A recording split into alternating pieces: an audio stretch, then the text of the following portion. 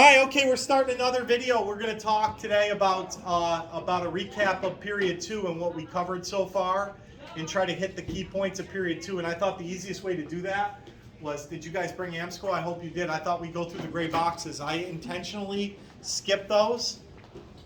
In class so that we could do this today. I didn't leave a ton of time, and what I don't finish, I'll finish tomorrow.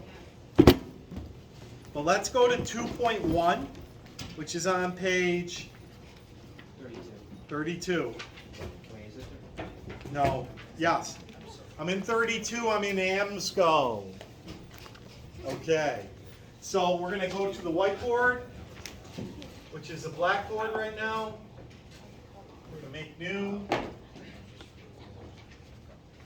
Back to whiteboard, and we're gonna go to 2.1. And 2.1 is basically explain the context for the colonization of North America from what does that 1607 mean? What is that? Jamestown in 1754. You're going to know this on Monday after the test, but it's the French and Indian or 7 Years' War begins. And so 1607 to 1754, there's really only 13 things you need to know the context of. What are those 13? 13 colonies.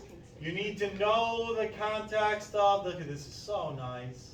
Why draw Florida? It's not even a colony. Well, so you need to know the New Middle, that's terrible, it's not the scale, New England, Middle, and the South.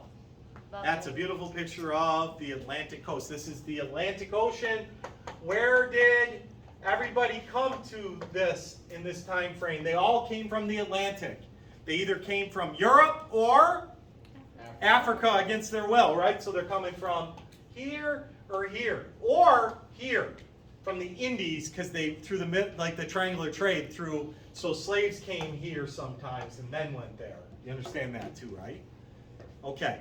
That's all that context is the colonization. It's a summation. That's what that 2.1 is. Turn to 2.2.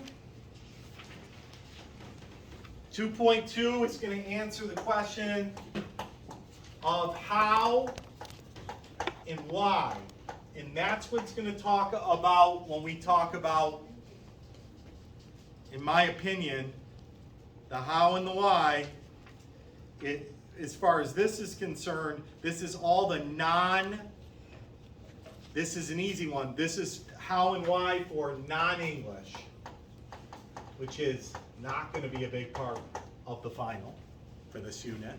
2.2 is not that important, but it isn't. I'm trying to come up with what is the most important part of the curriculum, right? We have to make some of these decisions of where our focus is going to be. We're reading that, we annotate it, but we're not going to talk as much about the French, Dutch, and Spanish colonies, are we? We're going to talk about the British colonies. And so it gets into more depth in 2.3. Now 2.3 is also how and why. And they even drop the hint now in the gray box of environmental and other factors, because they want you to not forget about climate and geography. So this is going to be that question. I'm going to ask it again because it's a very familiar prompt. Ready? If Jamestown and Plymouth, okay, it's pajama day, by the way, if somebody watches this differently, it's Spirit Week. If Jamestown and Plymouth are both settled by people of English origin, why by 1700 are they distinctly different places? Let's go through and give me some. We come up with 5. We did this before. Caitlin, give me one. Based on who settled where? Based on who settled where. So that would be geography, right? The geography of and the origin of. So geography, the type of people, because obviously if it's more slaves, that's a factor. What else? What are some other factors? Give me some. Give me one right here, Josh. Motive for settlement. Motive or reason. We know what motive means. And that could be what? Money? Was it religion? I would even give religion my own category, maybe. What else? Julian? Climate. Climate. Obviously that had a lot to do, that's environmental factors. Folks, this book 2 years ago didn't have the word environmental here. It's like they want you to be like, no, climate and geography and how that influenced all of this, right? 2.3 is one of the two most important, right? If you were going to break down, if you were going to say, what is it? 2.3 and 2.7 were probably your longest annotating, and they were filled with the most detail. That would be my focus. That would be my focus. Okay, 2.4. 2.4, if you flip through, that just goes through all the colonies. Obviously, a lot of details we did in class talks about. 2.4 is just triangular trade. I say just, you need to know all about it. You need to know about the Middle Passage, about why African Americans were dragged here, and about the horrificness of it. And you need to know mercantilism, the economic system of the day, the enforcement of the Navigation Acts, and all those little details. That's 2.4. Turn to 2.5 on 55. The most important thing there is Bacon's Rebellion and its precedent, what it meant. This says explain how and why interactions with various European nations and American Indians changed. Obviously, the interaction with royal authority got a little bit more friction filled. The interactions with the American Indians, was dependent on different factors. And it even talks about Spanish and the Pueblo Revolt a little. 2.6 is all about slavery. It's a very informative. 2.6 is about the origins of slavery. It's important because it's got two gray boxes. One is cause and effects of slavery in the British colonies, and the other one is how did the enslaved people respond? Poorly. Yeah, obviously. Obviously. We wrote that thesis statement about increased demand and why.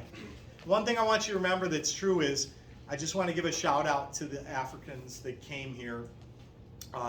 These blacks maintained a culture that would continue, and they maintained music and hope in a spirit that is really impossible for you not to talk about if you're writing an essay about anything from 1619 to the present in the African American story. For context, is to know that they came here under the worst conditions, were treated as horrible as possible, and still maintained a culture and an identity that is very vital to this nation in our history. Okay, lastly, and really mostly, the bulk, we've spent the last two classes talking about it, is look at the two boxes on 63, how and why people's movement contributed to the culture of here, the emerging American culture. What does culture mean? Probably the first thing you ever learn in a social studies class. Culture is the way of life. Culture today is TikTok and Snapchat and vaping, and like that's your culture today, right? Your culture is all that. In NFL football. The second gray box is explain why and how different goals and interests of European leaders and colonists affected our relationship with Britain. And that's just kind of talking about, us and the crown, the Great Awakening, the detail, the way we live, the stuff. I spent 3 days on this in class, so we should be able to nail this 2.7 well. And then 2.8 is just the summary comparison gray box. That's it, folks. What do you think? It's not that hard. We're going to stop it right there. Hey, thanks for tuning in.